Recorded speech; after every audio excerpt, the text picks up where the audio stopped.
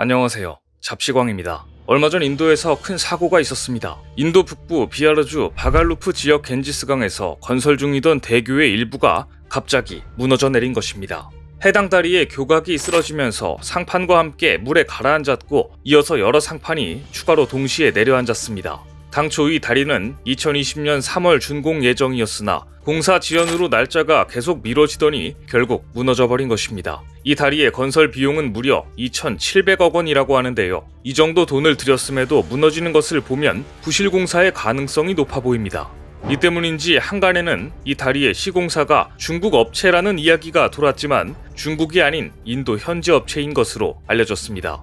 그렇지만 사고가 발생하면 일단 중국에서 만든 것이 아닌가라는 생각이 들 정도로 건축 분야에서 중국의 이미지는 심각합니다. 실제 중국은 하루가 멀다 하고 사고를 일으키고 있기 때문입니다. 얼마 전 후난성에서 일어난 사고입니다. 30층이 넘는 고층 건물의 외벽에서 갑자기 잔해가 떨어져 지나던 시민들이 다치고 주차되어 있던 택시의 유리창이 깨졌으며 오토바이도 파손됐습니다. 30층도 넘는 고층 건물에서 이런 잔해가 떨어졌으니 그 충격은 가히 폭탄급이었습니다. 당국은 건물의 안전도를 집중 점검할 방침이라고 하지만 점검한다고 애초에 부실공사가 가려질 리 없습니다. 이처럼 부실공사에 질려버린 인도는 최근 한국과 다양한 산업 분야에서 협력을 진행하고 있습니다. 여기에도 이유가 있습니다. 한국 기업이 건설했다면 탄탄하게 지어지고 웬만한 사고는 일어나지 않을 만큼 믿을 수 있기 때문입니다. 최근 인도는 자동차뿐 아니라 휴대전화, 가전 등 고성장이 예상되는 분야에서 한국 기업들의 투자를 적극 배려하고 있습니다. 더구나 산업계 안팎에서는 삼성, LG 등 한국 대기업들이 중국 경제의 불확실성을 염두에 두고 대체 시장인 인도에 미리 투자한 전략이 이제 빛을 발하고 있다고 평가합니다. 특히 현대자동차 그룹은 인도 챈나이에 4천억 원이 넘는 자금을 투입해 완성차 공장을 건립한 이후 경차인 상트로가 돌풍을 일으키면서 인도 시장에 빠르게 자리를 잡았습니다. 이른바 인도 국민경차로 불린 상트로 효과로 올해 상반기 판매량 34만 대를 기록했고 지난해 인도 시장에서 81만 대를 팔아치운 이후 올해는 사상 최다 판매량을 기록할 것으로 전망하고 있습니다. 1995년 국내 대기업 중에 처음으로 인도 시장에 진출한 삼성전자는 인도 노이다에 연간 1억 대 이상을 생산하는 세계 최대 규모의 스마트폰 공장을 완공한 후 지속적인 투자를 하고 있는 중입니다.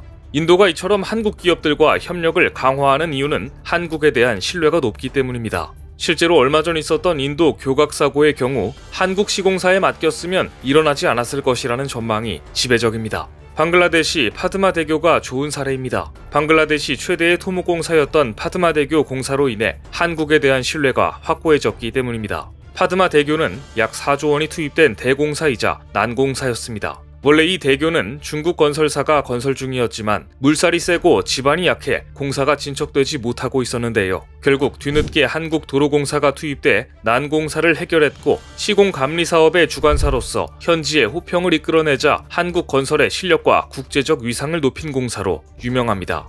원래 파드마 강을 잇는 특수 교량 사업은 그 누구도 엄두를 내지 못하고 있었습니다.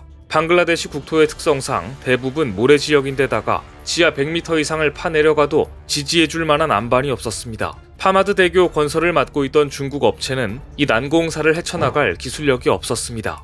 교량 기둥에 5개에서 6개씩 들어갈 거대한 파일을 박았지만 소용이 없었고 우기에 따라 급변하는 수위와 급류 때문에 교량을 세울 수도 없었습니다. 다급해진 발주처인 방글라데시 교량청이 유럽의 유명 기관에도 자문을 구했지만 뾰족한 해법을 찾지 못했습니다. 이런 혹독한 환경에서 한국도로공사는 인천대교 등 감리에 참여한 경험을 살려 파드마대교 감리 사업을 진행했습니다.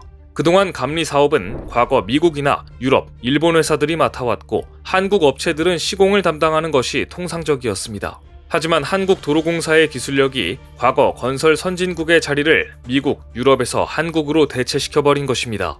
2014년 당시 한국도로공사는 국내 엔지니어링 기업 및 방글라데시 업체 등과 컨소시엄을 구성해 파드마대교 감리 용역을 수주한 이후 교량 부위와 비슷한 지질의 깊이 150m 이상의 시험 파일을 시공해보고 파일 하단부에 디귿자 형태의 콘크리트 구조물을 덧대는 방식으로 지지력을 확보해 모래와 뻘로 이루어진 강바닥 지형의 불리한 조건을 극복했습니다. 이렇게 해서 방글라데시 최대 특수 교량인 파드마 대교는 상층부 4차 도로와 하층부 철도로 구성된 복층 트러스 교량이 완성됐습니다. 방글라데시 서남북을 잇는 이 나라 경제발전의 근간이 되는 대교가 이렇게 한국의 기술로 완성된 것입니다.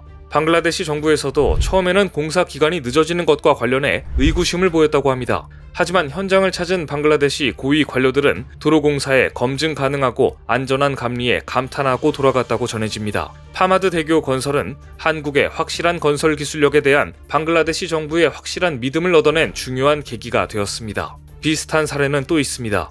방글라데시에는 현지인들이 도깨비 도로라고 부르는 특이한 구간이 있는데요. 방글라데시는 그동안 원조 사업을 통한 SOC 사업이 많았고 중국의 시공사들이 사업에 많이 참여해왔습니다. 하지만 중국 시공사들이 건설한 도로의 경우 유지보수 등 관리가 철저하지 못했기 때문에 훼손된 곳이 많았습니다. 하지만 방글라데시에서 20년 전에 지어진 도로가 지금까지도 멀쩡하다며 도깨비 도로라고 부르는 곳이 있는데 이 도로가 바로 한국의 건설사가 20년 전에 시공한 자무나 강을 연결하는 교량 및 연장 도로입니다. 즉 지금까지 중국이 지은 도로는 20년을 버틴 곳이 거의 없었다는 이야기인 것이죠. 그리고 이번에 파드마대교 역시 방글라데시 국민들은 제2의 도깨비 교량이 될 것이라고 생각하고 있습니다. 그만큼 한국도로공사의 꼼꼼한 감리와 운영, 사후 관리에 신뢰를 보내고 있기 때문입니다. 이러한 신뢰를 바탕으로 한국도로공사는 파드마대교의 감리는 물론 방글라데시 교량청과 파드마대교 운영, 유지 관리 사업을 위한 MOU를 체결하는 데도 성공했습니다. 방글라데시 관리들에게 아무리 좋은 감리와 시공이 있더라도 이를 유지 관리하는 노력이 없다면 대교의 품질을 유지하기 힘들다는 점을 설득했고 이 점이 통했던 것입니다. 현재 한국도로공사는 파드마대교의 영업소 요금 징수, 도로 구조물 유지 보수, 순찰 및 재난 관리 등 파드마대교 운영 유지 관리에 필요한 종합적인 업무를 수행하고 있으며 향후 10년간 약 1,000억 원 규모의 사업이 될 것으로 예상하고 있습니다. 더구나 파드마대교에는 한국 시스템인 하이패스 시스템이 설치됐는데 방글라데시 최초로 차량이 멈추지 않고 달리면서 요금이 지급되는 방식이 운영되는 셈입니다.